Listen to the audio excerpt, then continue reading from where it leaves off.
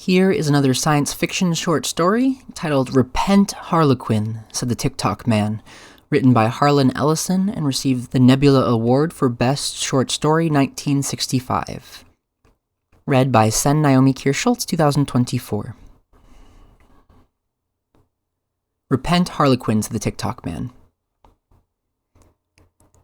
There are always those who ask, what is it all about? For those who need to ask, for those who need points sharply made, who need to know, quote unquote, where it's at. This, quote, the mass of men serve the state thus, not as men mainly, but as machines with their bodies. They are the standing army and the militia, jailers, constables, posse comitatus, etc.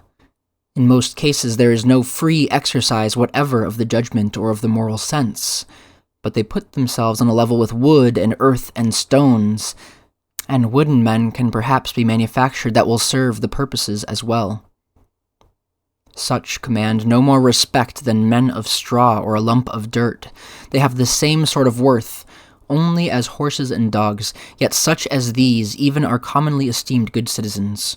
Others, as most legislators, politicians, lawyers, ministers, and office holders, serve the state chiefly with their heads, and as they rarely make any moral distinctions, they are as likely to serve the devil without intending it as God. A very few as heroes, patriots, martyrs, reformers in the great sense, and men serve the state with their consciences also, and so necessarily resist it for the most part, and they are commonly treated as enemies by it.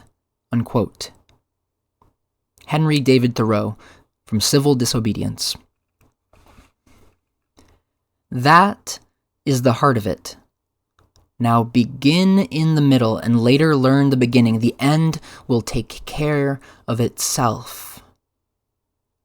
But because it was the very world it was, the very world they had allowed it to become for months, his activities did not come to the alarmed attention of the ones who kept the machine functioning smoothly. The ones who poured the very best butter over the cams and mainsprings of the culture, not until it had become obvious that somehow, some way he had become a notoriety, a celebrity, perhaps even a hero for what officialdom inescapably tagged, quote, an emotionally disturbed segment of the populace, unquote, did they turn it over to the Ticktockman and his legal machinery. But by then, because it was the very world it was and they had no way to predict he would happen, possibly a strain of disease long defunct, now, suddenly reborn in a system where immunity had been forgotten, had lapsed, he had been allowed to become too real. Now, he had become a personality, something they had filtered out of the system many decades ago, but there it was, and there he was, a very definitely imposing personality. In certain circles, middle-class circles, it was thought disgusting, vulgar ostentation, anarchistic, shameful. In others, there was only sniggering, those strata where thought is subjugated to form and ritual, niceties, proprieties. But down below, down below, where the people always needed their saints and sinners, their bread and circuses, their heroes and villains, he was considered a Bolivar, a Napoleon, a Robin Hood, a Dick Bong, ace of aces, a Jesus, a Jomo Kenyatta. And at the top, where, like socially attuned shipwreck Kellys, even tremor and vibration threatens to dislodge the wealthy, powerful, and titled from their flagpoles, he was considered a menace, a heretic, a rebel, a disgrace, a peril.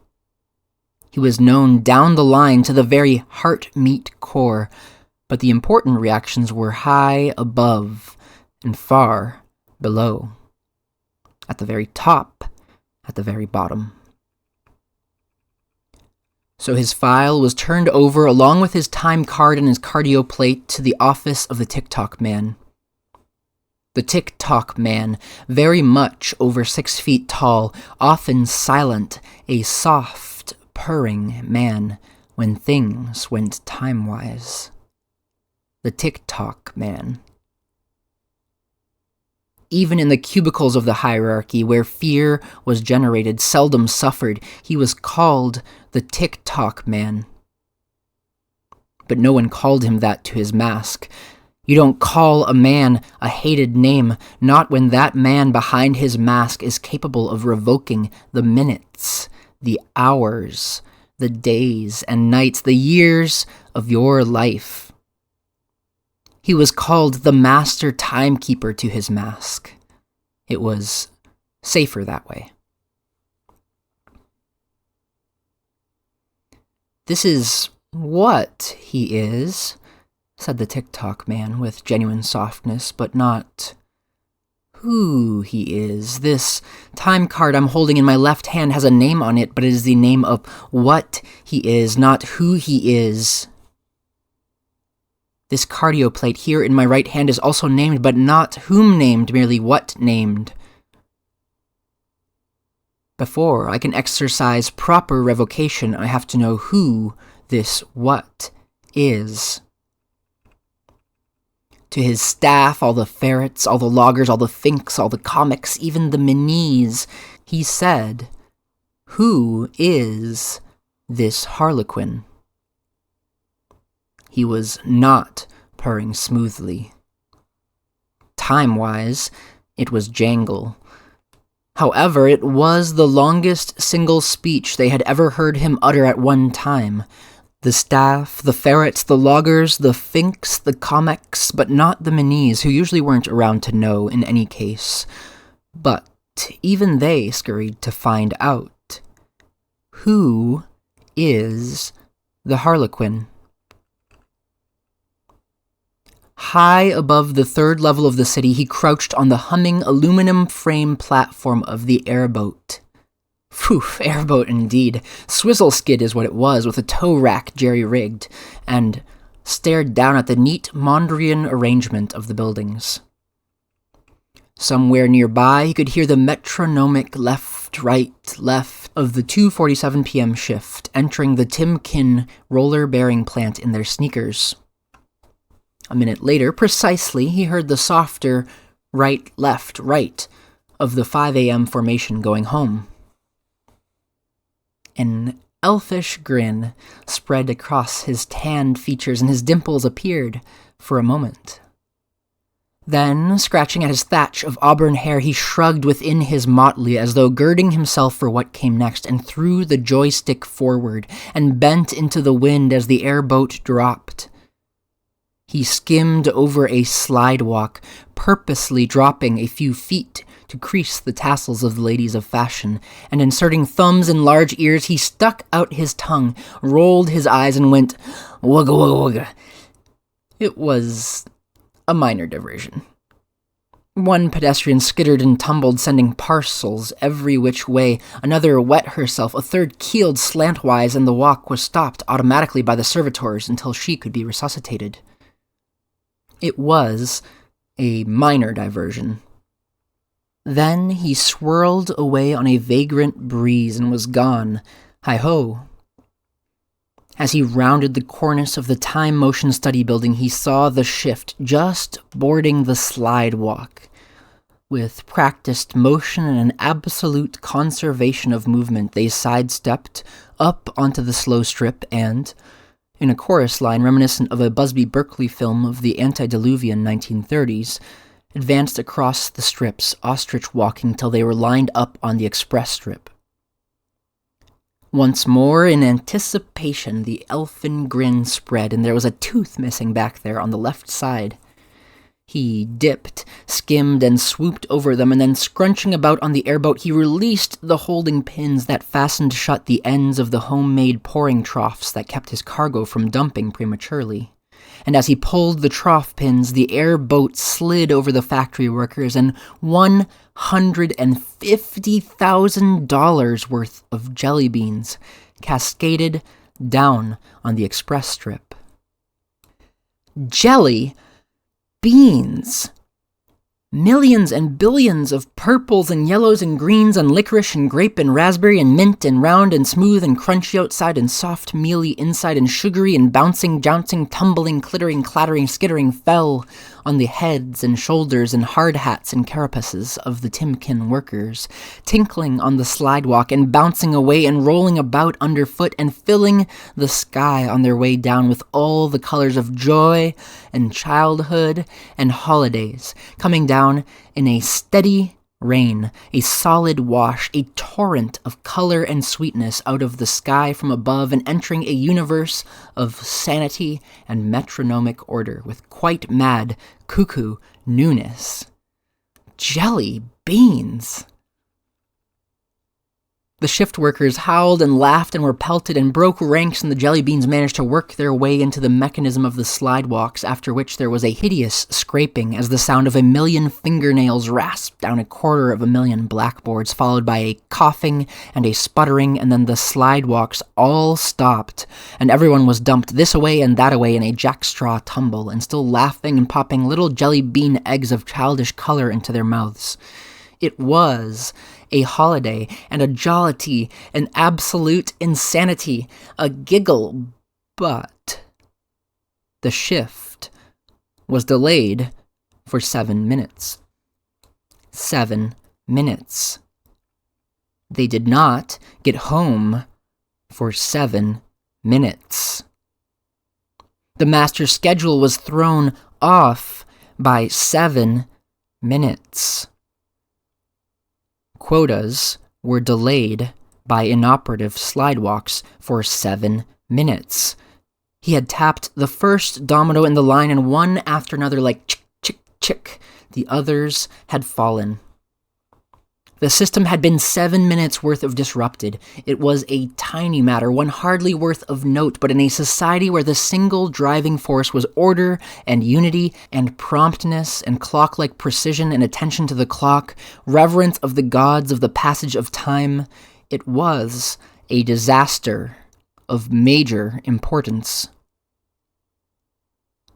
So, he was ordered to appear before the Ticktockman. It was broadcast across every channel of the communications web. He was ordered to be there at 7 o'clock, damn it, on time. And they waited, but he didn't show up until almost 10:30, at which time he merely sang a little song about moonlight in a place no one had ever heard of called Vermont, and vanished again. But they had all been waiting since 7, and it wrecked hell with their schedules. So, the question remained, who is the Harlequin? But the unasked question, more important of the two, was, how did we get into this position where a laughing, irresponsible japer of Jabberwocky and jive could disrupt our entire economic and cultural life with $150,000 worth of jelly beans? Jelly? For God's sake, beans! This is madness. Where did he get the money to buy $150,000 worth of jelly beans? They knew it would have cost that much because they had a team of situation analysts pulled off another assignment and rushed to the slidewalk scene to sweep up and count the candies and produce findings which disrupted their schedules and threw their entire branch at least a day behind. Jelly beans. Jelly beans? Now wait a second accounted for. No one has manufactured jelly beans for over 100 years. Where did he get the jelly beans? That's another good question. More than likely it will never be answered to your complete satisfaction, but then, how many questions ever are? The middle, you know. Here is the beginning. How it starts. A desk pad, day for day, and turn each day. 9 o'clock, open the mail. 9:45, appointment with Planning Commission Board. 10:30, discuss installation progress charts with JL. 11:45, pray for rain. 12 o'clock, lunch, and so it goes. I'm sorry, Miss Grandpa, the time for interviews was set at 2:30, and it's almost 5 now. I'm sorry, you're late, but those are the rules. You'll have to wait till next year to submit application for this college again. And so it goes. The 10:10 local stops at Cresthaven, Galesville, Tonawanda Junction, Selby, and Farnhurst, but not at Indiana City, Lucas, Vine, and Colton, except on Sunday. The 10:35 express stops at Galesville, Selby, and Indiana City, except on Sunday and holidays, at which time it stops at. And so it goes. I couldn't wait, Fred. I had to be at Pierre Cartain's by 3, and you said you'd meet me under the clock in the terminal at 2:45, and you weren't there, so I had to go on. You're always late, Fred. If you'd been there, we could have sewed it up together, but as it was, well, I took the order alone. And so it goes. Dear Mr. and Mrs. Adderley, in reference to your son Gerald's constant tardiness, I am afraid we will have to suspend him from school unless some more reliable method can be instituted guaranteeing he will arrive at his classes on time. Granted, he is an exemplary student and his marks are high. His constant flouting of the schedules of this school makes it impractical to maintain him in a system where the other children seem capable of getting where they are supposed to be on time. And so it goes. You cannot vote unless you appear at 8:45 a.m. I don't care if the script is good, I need it Thursday. Checkout time is 2 p.m. You got here late. The job's taken, sorry. Your salary has been docked for 20 minutes time lost. God, what time is it? I've got to run. And so it goes, and so it goes, and so it goes, and so it goes, tick-tock, tick-tock, tick-tock. And one day we no longer let time serve us, we serve time. And we are slaves of the schedule, worshippers of the sun's passing, bound into a life predicated on restrictions because the system will not function if we don't keep the schedule tight. Until it becomes more than a minor inconvenience to be late, it becomes a sin, then a crime punishable by this. Effective 15th of July 2389, 12 o'clock midnight, the Office of the Master Timekeeper will require all citizens to submit their time cards and cardio plates for processing. In accordance with Statute 555-7-SGH-999, governing the revocation of time per capita, all cardio plates will be keyed to the individual holder.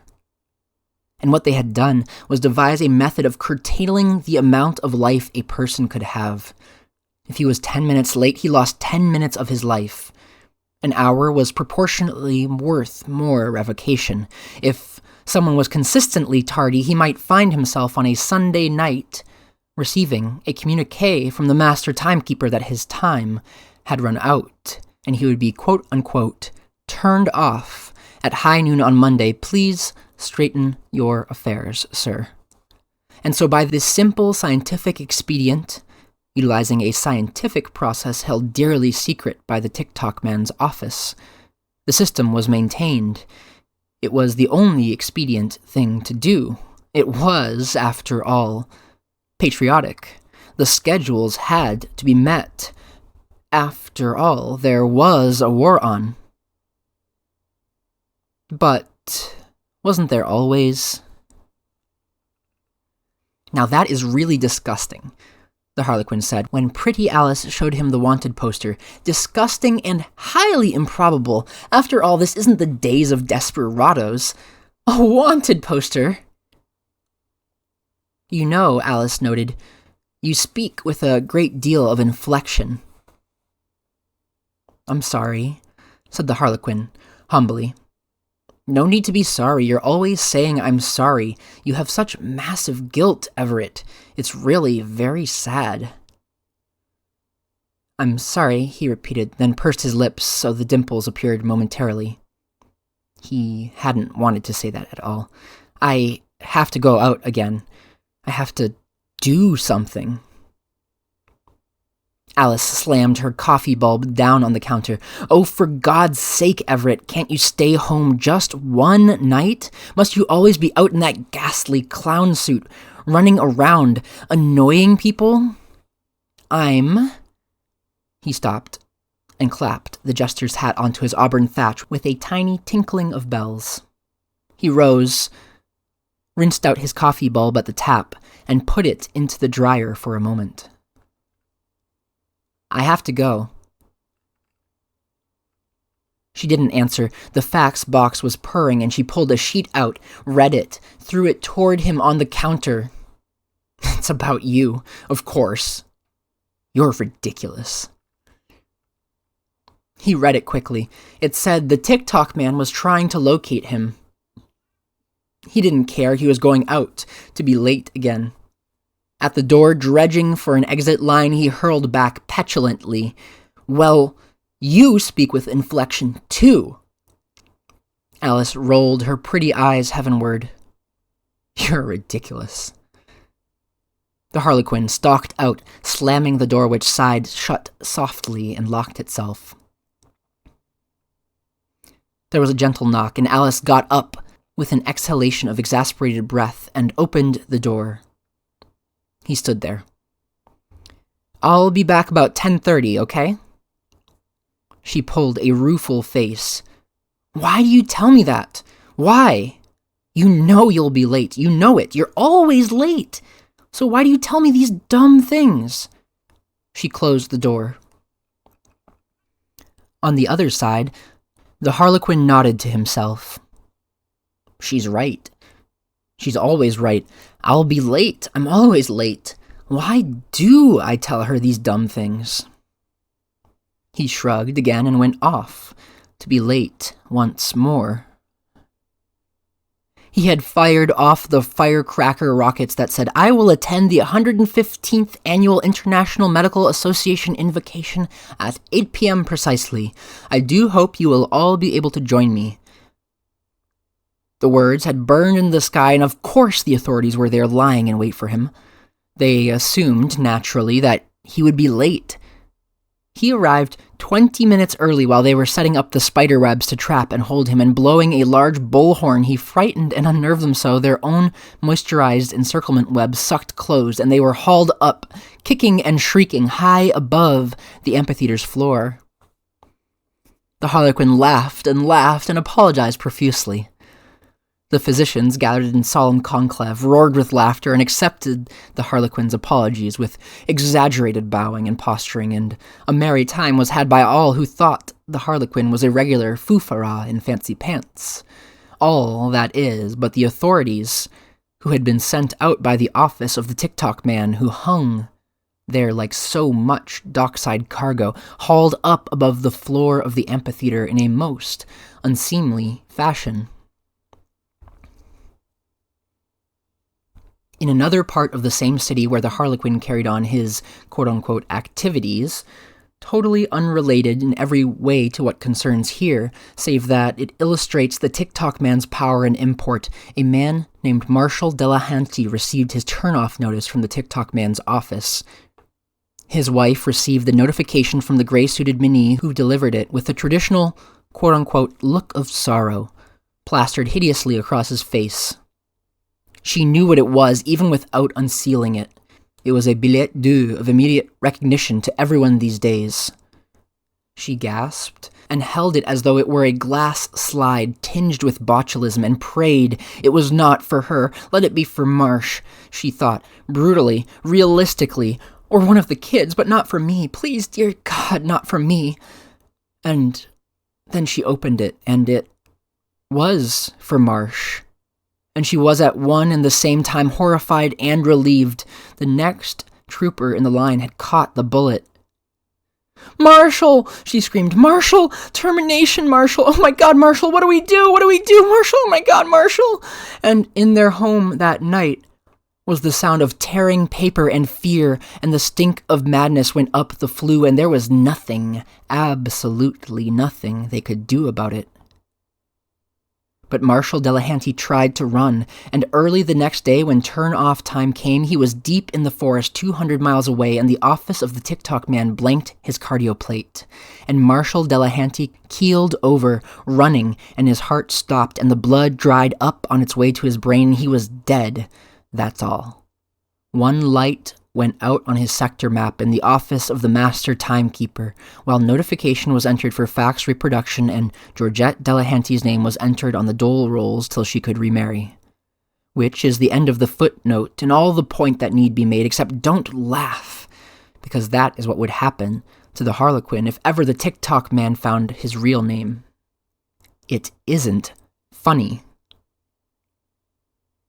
The shopping level of the city was thronged with the Thursday colors of the buyers. Women in canary yellow chitons and men in pseudo-Tyrolean outfits that were jade and leather and fit very tightly, save for the balloon pants.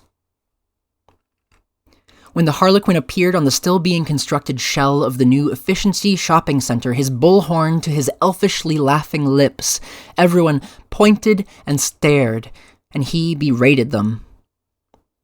Why let them order you about? Why let them tell you to hurry and scurry like ants or maggots? Take your time. Saunter a while. Enjoy the sunshine. Enjoy the breeze. Let life carry you at your own pace. Don't be slaves of time. It's a hell of a way to die. Slowly, by degrees. Down with the Ticktockman. Who's the nut? Most of the shoppers wanted to know. Who's the nut? Oh wow, I'm gonna be late. I gotta run. And the construction gang on the shopping center received an urgent order from the office of the master timekeeper that the dangerous criminal known as the Harlequin was atop their spire and their aid was urgently needed in apprehending him. The work crew said no, they would lose time on their construction schedule, but the Ticktockman managed to pull the proper threads of governmental webbing, and they were told to cease work and catch that nitwit up there on the spire with the bullhorn. So a dozen and more burly workers began climbing into their construction platforms, releasing the agrav plates and rising towards the Harlequin.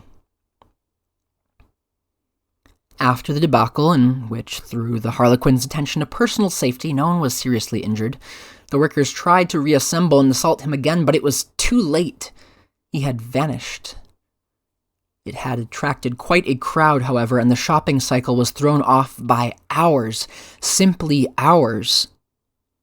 The purchasing needs of the system were therefore falling behind, and so measures were taken to accelerate the cycle for the rest of the day, but it got bogged down and sped up, and they sold too many float valves and not nearly enough wegglers, which meant that the Popley ratio was off, which made it necessary to rush cases and cases of spoiling Smash Zero to stores that usually needed a case only every 3 or 4 hours. The shipments were bollocksed, the transshipments were misrouted, and in the end, even the swizzle skid industries felt it. Don't come back till you have him, the Ticktockman said, very quietly, very sincerely, extremely dangerously. They used dogs. They used probes. They used cardioplate cross-offs. They used teepers. They used bribery. They used stick-tights. They used intimidation. They used torment. They used torture. They used finks. They used cops. They used search and seizure. They used Faleron, they used betterment incentive, they used fingerprints, they used Bertillon, they used cunning, they used guile, they used treachery. They used Raoul Mitgang, but he didn't help much. They used applied physics, they used techniques of criminology. And what the hell? They caught him. After all, his name was Everett C. Marm, and he wasn't much to begin with except a man who had no sense of time. Repent, Harlequin, said the Ticktockman. Get stuffed, the Harlequin replied, sneering. You've been late a total of 63 years, 5 months, 3 weeks, 2 days, 12 hours, 41 minutes, 59 seconds, 0.03611 microseconds. You've used up everything you can and more. I am going to turn you off. Scare someone else. I'd rather be dead than live in a dumb world with a boogeyman like you.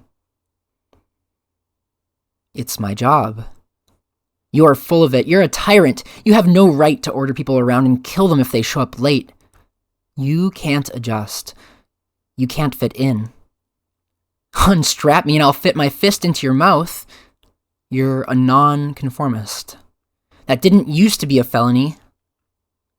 It is now. live in the world around you. I hate it. It's a terrible world. Not everyone thinks so. Most people enjoy order.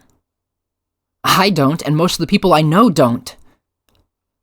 That's not true. How do you think we caught you? I'm not interested. A girl named Pretty Alice told us who you were. That's a lie. It's true. You unnerve her. She wants to belong. She wants to conform. I'm going to turn you off.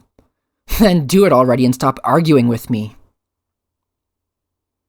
I'm not going to turn you off. You're an idiot. Repent, Harlequin, said the Ticktockman. Get stuffed. So they sent him to Coventry, and in Coventry they worked him over. It was just like what they did to Winston Smith in 1984, which was a book none of them knew about, but the techniques are really quite ancient, and so they did it to Everett C. Marm, and one day, quite a long time later, the Harlequin appeared on the communications web, appearing elfish and dimpled and bright-eyed and not at all brainwashed, and he said he'd been wrong, that it was a very good thing indeed to belong and be right on time, hip-ho, and away we go, and everyone stared up at him on the public screens that covered an entire city block, and they said to themselves, well, you see, he was just a nut after all, and if that's the way the system's run, then let's do it that way, because it doesn't pay to fight City Hall, or, in this case, the Ticktockman. So, Everett C. Marm was destroyed, which was a loss because of what Thoreau said earlier, but you can't make an omelet without breaking a few eggs, and in every revolution, a few die who shouldn't. But they have to, because that's the way it happens, and if you make only a little change, then it seems to be worthwhile. Or, to make the point lucidly, excuse me, sir, I don't know how to tell you this, but you were 3 minutes late. The schedule is a little bit off. He grinned sheepishly. That's ridiculous, murmured the Ticktockman behind his mask. Check your watch. Then he went into his office, going, murmy, murmy, murmy, murmy. This has been Repent, Harlequin, said the Ticktockman, written by Harlan Ellison and read by Naomi Kirst-Schultz in 2024. Thanks for reading along with me.